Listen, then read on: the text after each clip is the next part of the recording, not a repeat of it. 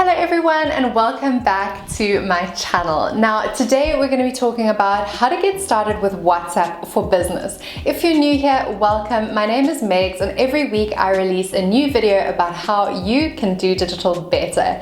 If you're not new here, you guys know I love a good WhatsApp video. So what's different about today's? Well, if I scroll through my WhatsApp playlist, and I'll link that up above, I've done pretty much every WhatsApp business video under the sun. So I've done what is WhatsApp for business, how to use WhatsApp for business catalog functionality, so that would be if you are running an e-commerce store, WhatsApp for business versus WhatsApp, and what is the WhatsApp API. I also have one called How to Rock WhatsApp in 2020, and that's just talking about the normal WhatsApp app. But today's video is going to be a real cheat sheet in terms of how to get started with WhatsApp for business. So you've heard about it and you know that it's something that you want to pursue. How do you just get cracking, and what are some of the practical implications that you need to bear in mind? If that is the case, then this is your video. So please don't forget to like and subscribe and keep on watching.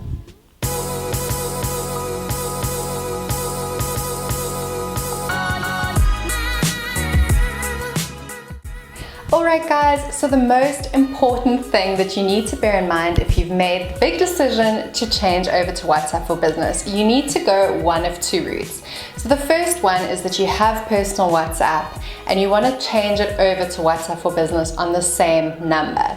So this could be if you don't have a second SIM card and you don't mind your personal and your business WhatsApp being one and the same thing. Or the second scenario would be you have your personal WhatsApp and you want to link your WhatsApp for business to a business number. Now, don't get confused. This doesn't actually mean that you need two phones, nor does it mean that you need a dual SIM. So let me explain myself. So I just have a normal iPhone. I think it's an 8 Plus or a 7 Plus. It's not like a top of the range iPhone, and it definitely doesn't have dual SIM. But what I do is I use my normal personal number for WhatsApp, and then I link a second SIM card with a different number to WhatsApp for business. So what that allows me to do is actually have both apps live on my phone, which wouldn't be possible if I only had one number. So as you can see, it's a simple way of actually getting around the fact that you don't have a second business phone. It actually looks like you do, because you have a second number or a second SIM that is linked to your WhatsApp for business and one that is linked to your personal. And the biggest benefit, as I said earlier, is that your personal kind of business or private business doesn't get intertwined with your normal work business. So if you don't mind having two SIM cards and running two different WhatsApps, then this is the perfect way of doing it. So as soon as you've got the whole number thing sorted in your mind, the second thing that you need to bear in mind is that the messaging capability of WhatsApp for business is actually no different from normal WhatsApp. So I don't want to break your heart, but you actually can't send broadcast messages to any more people than you can on personal WhatsApp, and there isn't that much more that you can actually do in terms of those outbound sends. So people think to themselves like, oh great, it's WhatsApp for business, I'm going to be able to send promotional offers and all kinds of things that I'm not able to do with my normal WhatsApp. That is not the case. You cannot do that. So your groups can still only have 256 participants, and your broadcast messages can also only have 256 participants.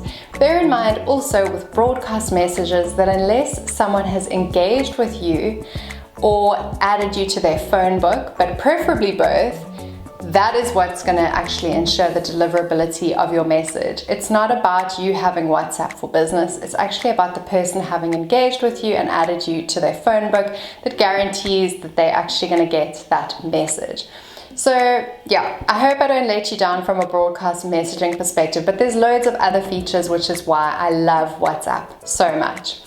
But something that you may not know, which might kind of squashed my previous disappointment, is the fact that there was a release made last year which actually allows you to set up a WhatsApp group So again, up to 256 people, but you can actually set it so that only the admins can contribute to that group. So if you're using WhatsApp for Business, for example, for an HR purpose, you can add your HR people as admin and the rest of your company as non-admin, and only the HR people can speak in that group.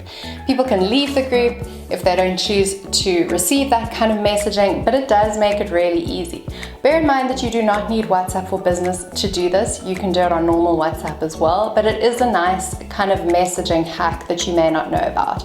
So broadcast messaging can make the deliverability of your messages a little bit tricky, but as I say, the group with only the admins being able to speak is quite a good workaround.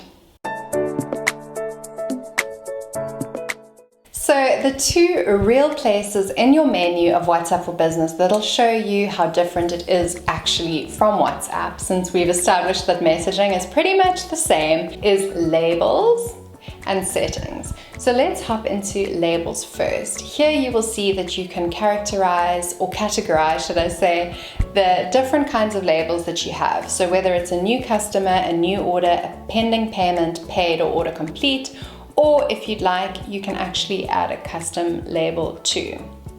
So that basically just allows you to keep tabs if you're speaking to a lot of people, what the next step is essentially for that consumer or customer.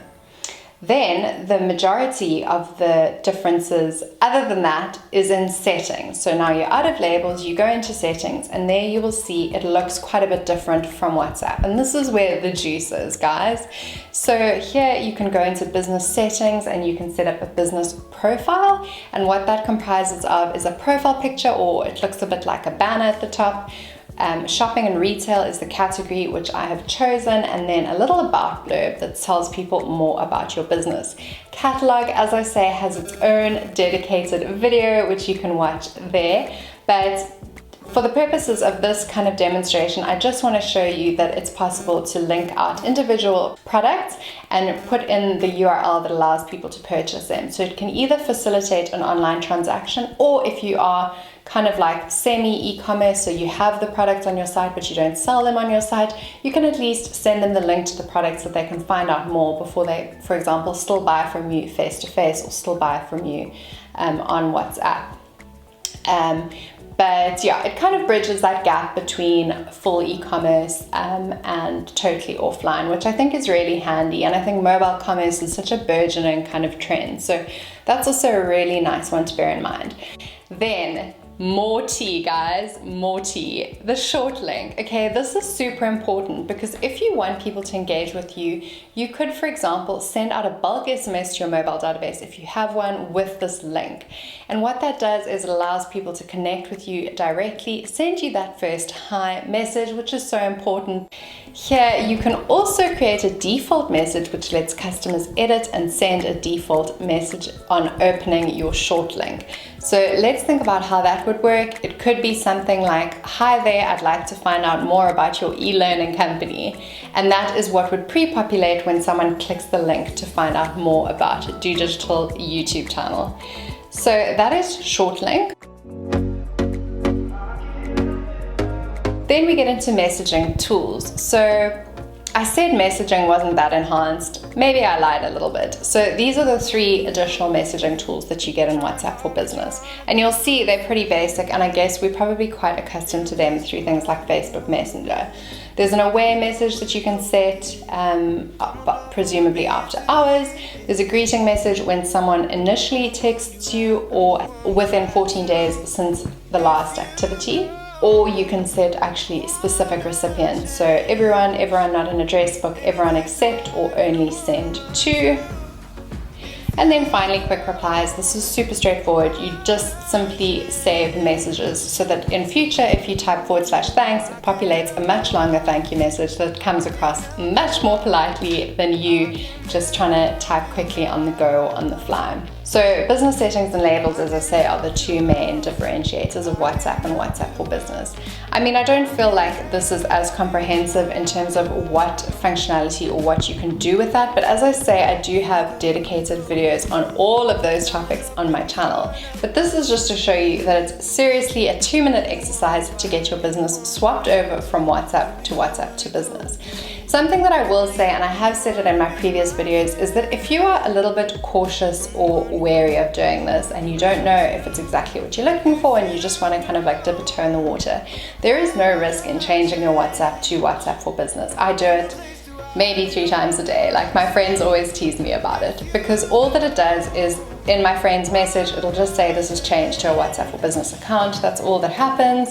And then when I change it back, it just changes back. So there's no danger in actually having both apps installed on your phone and just having a bash with WhatsApp for Business, but leaving your WhatsApp kind of chilling there and then going back. They do sometimes say like do a backup, but to be honest, I never have, and I've never lost images or contacts or chats. Not even like personal chats. Like, I don't know if you guys know, if you change phones, sometimes it'll only keep the group chats and it won't keep the history of your personal chats. For me, it honestly keeps everything, and I swap between them all the time. So it is a really good way just to get comfortable with it and see if it is something that your business might be interested in.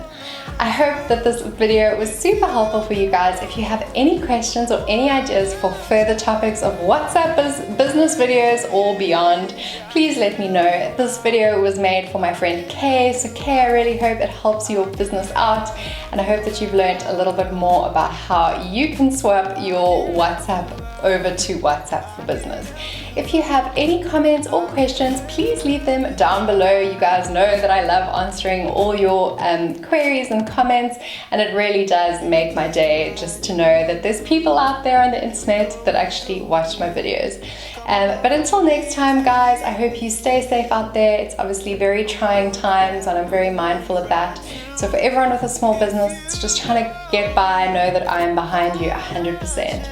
If you like this video, please don't forget to like it and obviously subscribe so that I can see you next week for another video to do digital better. I can help you out. I can